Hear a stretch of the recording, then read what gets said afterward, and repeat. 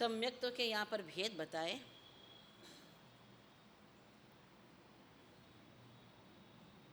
पहला होता है ओपोसमिक सम्यक्त्व। ओपोसमिक का मतलब होता है जो हमारी अनंतानुबंधी हैं, क्रोध, मान, माया, लोभ, उसका उपशम कर देना। जैसे कि आप घर में अंगूठी जलाते हो, या उस समय एक रिवाज था, घर में चूल्हे जलाए जाते थे लकड़ी के। तो क्या करते थे, बहनें हमारी क्या करती थी, चूल्हा जलाती थी ना, तो लकड़ी के पीछे लकड़ियाँ जलाती थी, उसमें ओपले भी जलाते थे, साथ में लकड़ियाँ भी जलाती थी। तो उनको जलाने के बाद जब अपना काम निपट जाता तो वो क्या करती, उस जो ओपले होते या जो अंगारे होते उस पर क्या करती, वो राख से क्या करती थी, ढक लेती थी। वो अंगारे राख से ढक करके रख लेती, पर वो अंगारे बूझते नहीं थे। अंगारे बूझते नहीं थे, राख से ढक लिया जाता था। औपसमिक सम्यक्त्व। बस हमारे कसाय कैसे, राख से ढके हुए, राख से हमने ढक दिए हैं। अब जब तक आप राख हटाओगे नहीं तब तक क्या होगा, उसमें से आग निकलेगी नहीं। औपसमिक यानी कि उसको शांत कर देना, ढक कर के रख लेना। लेकिन ऐसा सम्यक तो भी जीवन में मात्र 5 बार ही आता है।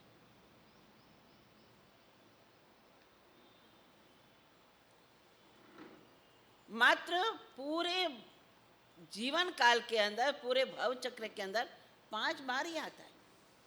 औपसमिक, जलते हुए अंगारे को राख में ढक देना।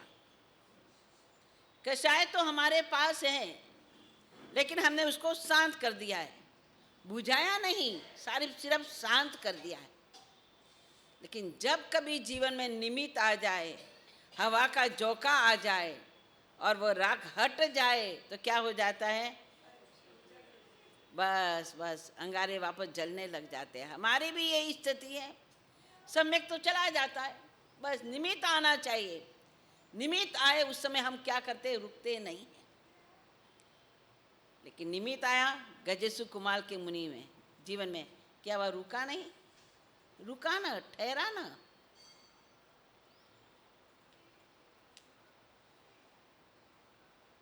कितना बड़ा निमित्त था उसके सामने, लेकिन फिर भी चलित नहीं हुआ। हमारा पहला सम्यक्त्व है ढके हुए जलते हुए अंगारे को राख से ढक देना। लेकिन जब कभी भी ऐसा निमित्त आए, राख अलग हो जाती है, अंगारे अलग हो जाते, वापस प्रवलित हो जाते हैं। दूसरा हमारा होता है क्षयोपशमिक। अब क्या होता है, बहनें हमारी जब चूल्हे जलाती हैं तो सारे तो अंगारे जलते नहीं रहते हैं। ओपले होते हैं ना, ओपले होते हैं, लकड़ियाँ होती हैं, तो सारे तो जलते नहीं हैं, कुछ जलते भी हैं और कुछ बुझ भी जाते हैं। कुछ अंगारे जलते भी रहते हैं और कुछ अंगारे बुझ भी जाते हैं। हमारा भी मिथ्यात्व,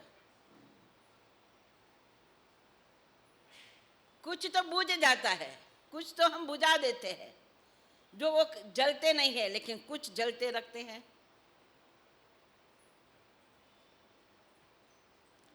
जब कभी भी निमित्त आए, निमित्त मिल जाए, तो उस समय हम क्या करते हैं, तो उसमें क्या होता है, क्षयोपशमिक, क्षय भी हुआ है और कुछ रहा भी है। जैसे कि हमारी जो अनंतानुबंधी क्रोध, अनंतानुबंधी मान, अनंतानुबंधी माया, अनंतानुबंधी लोभ, कुछ तो हमने क्षय कर दिया है। इसीलिए तो ज्ञानियों ने हमारे लिए कितनी अच्छी सुविधा रखी। ये एक मापदंड है, मापना आप। जैसे ना बुखार आ जाता है ना, तो हम किससे मापते हैं, हाँ, और देखते हैं नहीं कितना कितना बुखार रह गया, कितना है, कितने डिग्री बुखार है। अगर 90 के ऊपर चला जाता है तो, कि 99 के ऊपर चला जाए तो क्या भैया, वो बुखार आ गए, अब तो गोली लेनी पड़ेगी। तो हम अपना थर्मामीटर लेकर के मन के थर्मामीटर से मापे, अपने मन के थर्मामीटर से हम मापे कि हमारी क्या स्थिति है, हमारे पास कौन सा सम्यक्त्व है। बुझ गए सो बुझ गए, लेकिन जो जलते हुए अंगारे को भी हमें बुझाना है कि जलता ही रखना है। बुखार आ गया, बुखार आ तो गया है, अब बुखार को ऐसे ही 100 डिग्री पर ही रखना है कि उसे नीचे भी उतारना है, 99 करना है, क्या करना है, नीचे करना है ना। फिर उसके लिए हम क्या लेते हैं, दवाई लेते हैं, उपचार करते हैं, वैद्य के पास जाते हैं, डॉक्टर के पास जाते हैं, इलाज करते हैं। हमारे पास भी जो कषाय है अनंतानुबंधी कषाय, मिथ्यात्वमौन्य के कारण, अनंतानुबंधी के कारण हमने कुछ क्षय तो कर दिया है, उनको क्षय तो खत्म तो कर दिया है, लेकिन अभी भी कुछ जलता है, अभी भी कुछ जलता है। वो हमारा है क्षयोपशमिक सम्यक्त्व।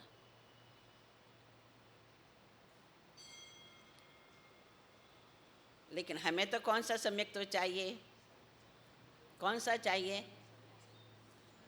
जो आने के बाद जाए नहीं, जो आने के बाद कभी जाए नहीं। एक बार हमने पा लिया, बस फिर हमारा काम हो गया, फिर हमारा काम हो गया, फिर संसार में काम रहता नहीं। तीसरे नंबर का है साहिक्षम्यत्व। अनंतानुबंधी की चौकड़ी, क्रोध, मान, माया, लोभ। अनंतानुबंधी का क्या मतलब होता है, बस एकदम साथ चिपक गए, उसको तोड़ना है। देखो हमारा क्रोध कितने समय तक रहता है, आप विचार करो, हमारा लोभ कितने समय तक रहता है, हमारे पास छल कपट माया है वो कितने समय तक रहते हैं, हमारे पास ये लोभ की वृत्ति कितने समय तक रहती है। ज्ञानी कहते हैं अगर 1 साल भर रहता है ना तो अनंतानुबंधी बन जाता है, अनंतानुबंधी बन जाता है। हमने क्रोध किया, किसी से झगड़ा हो गया, वैसे तो उसी समय जाकर के क्षमा याचना कर लेनी चाहिए, हमें करनी ही चाहिए। अगर वो जिनेश्वर परमात्मा की आज्ञा को मानने वाला श्रावक है, वो अपने पास संजो करके नहीं रखता, इसको इकट्ठा करके नहीं रखता है।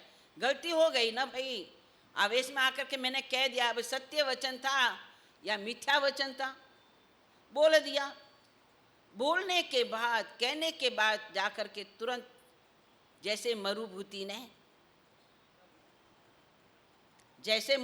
ने कमठ के पास जाकर के क्या करी, मैंने अपना भाई, मेरे निमित्त से मेरे भाई का अपमान हुआ है, मेरे निमित्त से मेरे भाई का अपमान हुआ है, मुझे उसे क्षमापना कर लेनी चाहिए। राजा अरविंद ने उसको देश निकाला, दे दिया, जाओ, तेरे जैसे हरामखोर का हमारे राज्य में कोई काम नहीं है। ऐसा गंदा आदमी तो अपने छोटे भाई की भाभी के साथ तू ऐसा व्यवहार करता है, और तू मेरा राजपुरोहित का बेटा, मेरे राज दरबार में जो राजपुरोहित था तू उसका बेटा है, और तू ऐसा गंदा काम करता है। तेरी इस हरकत के कारण तो मैंने तुझे राजपुरोहित का पद भी नहीं दिया, छोटे भाई को दिया, मरुभूति को दिया, संदेश निकाला, दे दिया। लेकिन मरुभूति के मन में यही भाव था कि नहीं नहीं नहीं, मुझे अपने भाई के पास जाकर के, भाई तो भाई है ना भाई, जाकर के क्षमा याचना कर लेनी चाहिए, उसमें मेरा क्या घटता है।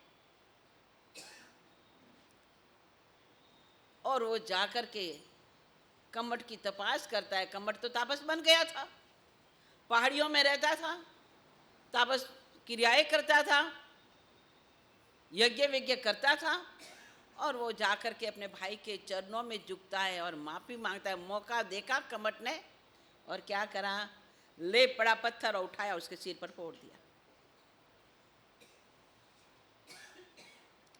क्षमा मांग रहा है, उसका कसाय तो घटता जा रहा है। वो तो अनंतानुबंधी से छूटता गया, अनंतानुबंधी के लपेट में आया नहीं। जिसने कसाय करके, तीव्र कसाय करके, बस मैं इसको मारने वाला बनूं, इस जन्म में भी नहीं, जब जब भी मेरा जन्म इसके साथ हो तब मैं इसको मारने वाला ही बनूं। और ऐसा कसाय के साथ अनुबंध कर लिया कि वो मरुभूति के साथ, मरुभूति हर समय, हर जन्म में, हर जन्म में उसको क्षमा का दान देता रहा। कैसी उसकी दया, कैसी उसकी करुणा, कैसी उसकी समता। वो हर जन्म में दया का दान देता गया, देता गया, देता गया अंतर्भाव से।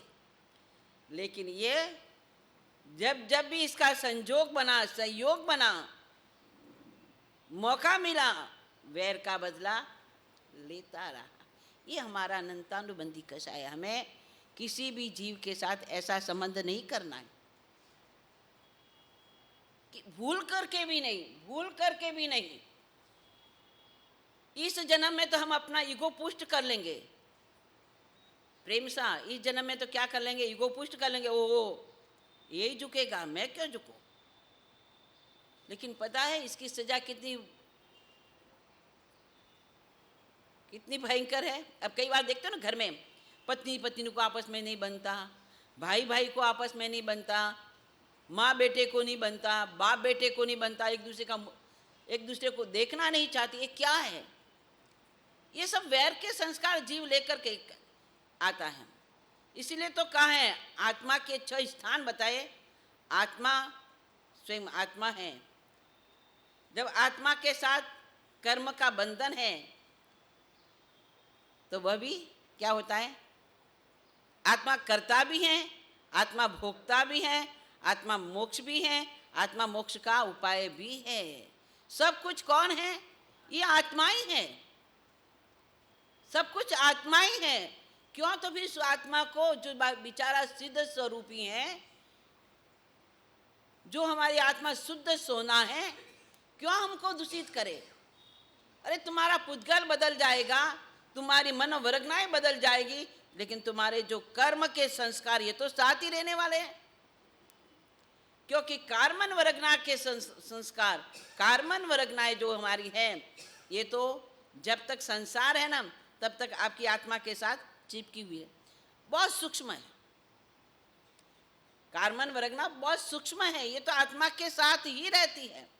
जब तक उसको अग्नि में तपाओगे नहीं, मिट्टी और सोने का संबंध, जब तक सोना मिट्टी, जब तक मिट्टी युक्त सोना अग्नि में तपता नहीं, तब तक क्या अलग होता है? नहीं। उसके साथ, मिट्टी के साथ सोने का संबंध चलता है। उसको शुद्ध करने के लिए तपाना पड़ता है। जैसे अग्नि में तप जाता है, सोना सोना हो जाता है और मिट्टी मिट्टी हो जाती है। हमारी आत्मा की भी ये दिशा है, अनंतानुबंधी कर्मों से हमेशा डरने का। और ज्ञानियों ने तो हमें साधन दे दिया, परमात्मा ने तो हमें साधन दे दिया, भाई तुम इससे छूट करके रहो। लेकिन हम परमादी, मन के साथ इतने गुले मुले, इंद्रियों के विषय में इतने आसक्त कि बस हमें यही पता कि सुख तो हमारा यही है। किसी को दुख देना ही हमारा सुख है। किसी को सुख देना सुख नहीं, किसी को दुख देना ही हमारा सुख है। यह समझ करके क्या करते हैं, हम संसार की प्रवृत्तियां करते जाते हैं। ज्ञानी कहते हैं कि इन अनंतानुबंधी चौकड़ी हैं और मिथ्यात्व मौनी है, मिश्र मौनी है। इनको क्या करना है? हमें क्षय करना है। और जब इसको क्षय करेंगे तो जो हमारा दर्शन मौनी जब क्षय होगा तो हमारा वेदक नाम का जो सम्यक्त्व है वो हमें कुछ समय के लिए प्राप्त होगा। क्षायक सम्यक्त्व और वेदक सम्यक्त्व लगभग साथ में जैसे ही है, साथ में जैसे ही है। क्षायक सम की जब प्राप्त करती है आत्मा, तो वेदक समय सम्यक तो भी एक बार ही पूरे भव चक्कर में एक बार ही मिलता है, और वो कब मिलता है? सायक समकित के पहले। और लास्ट का होता है सास्वादन सम्यक, स्वाद के जाए। अबे आइसक्रीम खाना है बाजार में, स्वाद कितने समय तक? आप बाजार में गए और आपका मन हुआ कि आज तो मुझे आइसक्रीम खानी है, आइसक्रीम खा ली, स्वाद कितने समय तक? बस हमारा सास्वादन समय, बस स्वाद। सम्यक तो लिया लेकिन स्वाद रह गया, सम्यक तो वापस चला गया।